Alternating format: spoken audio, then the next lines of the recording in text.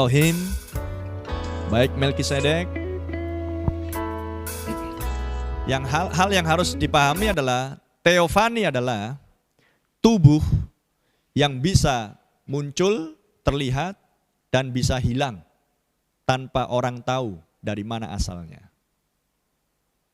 Bahasa Inggrisnya, tubuh teofani adalah appear and disappear.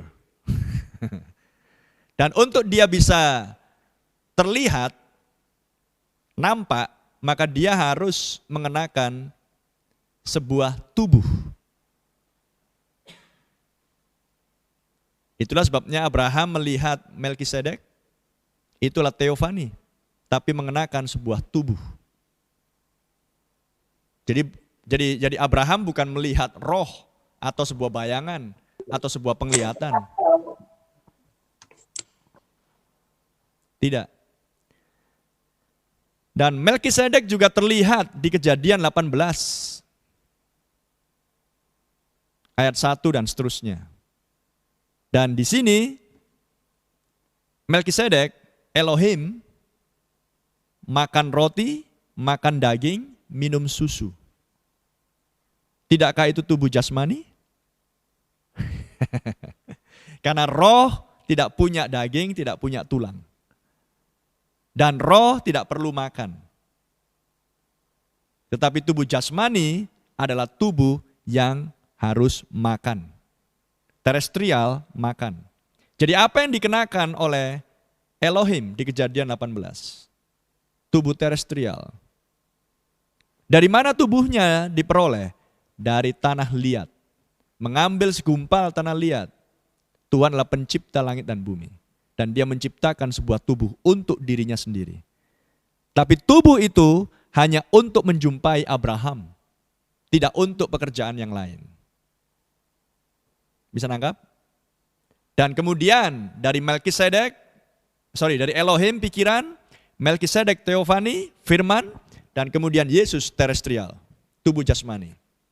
Dan tubuh jasmani ini diperlukan untuk supaya tubuh ini disalibkan, dibunuh, dan darahnya tertumpah.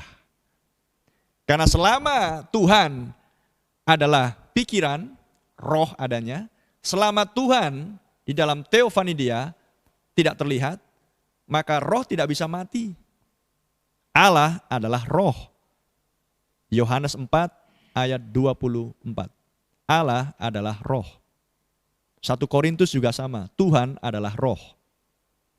Jadi sepanjang Allah di dalam roh, di dalam bentuk roh, maka dia tidak bisa disalibkan.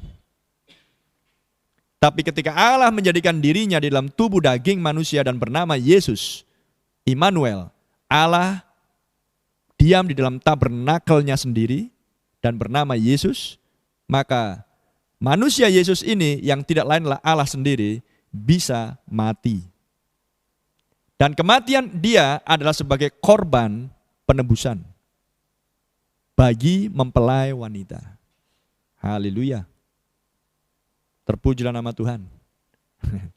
Jadi Tuhan menampakkan dirinya di dalam tubuh teofani di Alkitab banyak. Dia menampakkan diri kepada Elia, dia menampakkan diri kepada Yeskiel, dia menampakkan diri kepada Musa, dia menampakkan diri kepada Yosua, dia menampakkan diri kepada Gideon, dan seterusnya dan seterusnya. Itu adalah tubuh teofani dia. Dan sekarang di akhir zaman, Kristus Wahyu 10 dan 1 Tesalonika 4 dikatakan di situ. Allah sendiri, Tuhan akan turun dari sorga. 1 Tesalonika 4 ayat 16. Wahyu 10 ayat 1, malaikat yang gagah perkasa turun dari sorga. Itu adalah teofani Yesus. Dan teofani Yesus ini ada di dalam rupa Roh Kudus. Dan mendiami tubuh William Branham. Haleluya. Di dalam pelayanan seorang nabi. Dan bahkan Yesus sendiri menampakkan diri kepada nabinya, William Branham.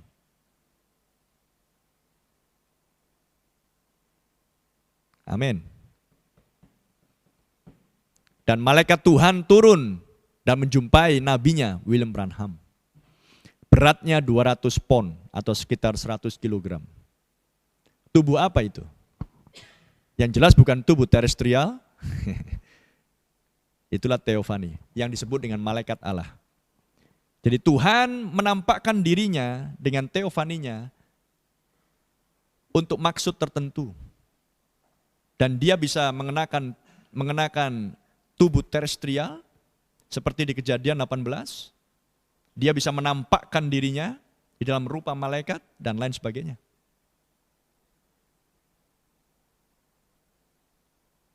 Kita tidak bisa membatasi Allah yang jelas. Ya kan? Ya. Kita tidak bisa membatasi Allah. Dan sekarang kita tidak melihat tubuh teofani. Tapi sekarang kita sedang melihat Allah en morpe. Yaitu adalah seorang Allah pencipta langit dan bumi. Kristus, firman pada mulanya, yang terlihat di dalam tubuh terestrial. Seorang nabi adalah Allah di bumi. Itu berat bagi sebagian orang, tapi tidak berat bagi mempelai wanita. Sambil contoh Musa. Bagi Israel, Musa adalah Allah. Tapi bagi Fir'aun, Musa adalah orang Ibrani. Tergantung mata melihat.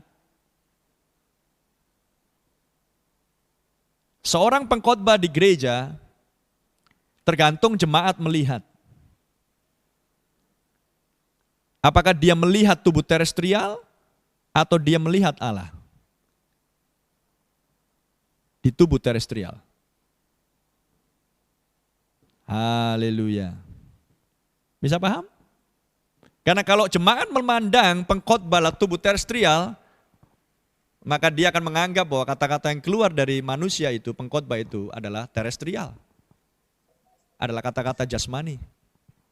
Kata-kata himbauan dari seorang manusia biasa.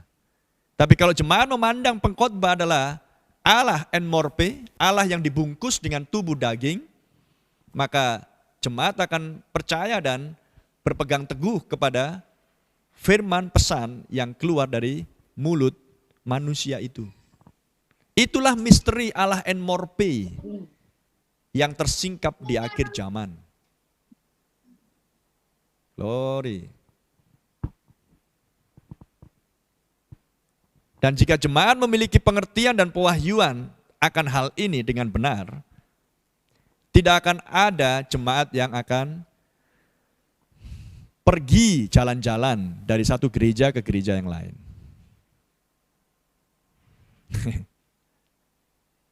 Amin. Tapi kalau jemaat hanya memandang manusia, pastor itu hanyalah terestrial, suatu hari kelak, maka ia akan gagal.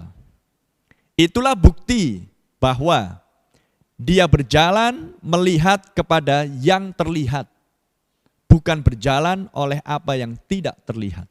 Sebab yang terlihat sementara, tetapi yang tak terlihat kekal. Saya ambil contoh secara ilustrasi, suami istri. Jika suami dan istri tidak memiliki kasih cinta filio yang sejati, maka suatu hari kelak, suami memandang istri, udah jelek, udah tua, bosan aku. Istri memandang suami, udah jelek, bosan aku. Tapi jika perkawinan dia adalah oleh sebuah cinta yang sejati, semakin tua, semakin lengket. Itu kasih filio. Bagaimana dengan kasih agape? Haleluya. Terpujilah nama Tuhan.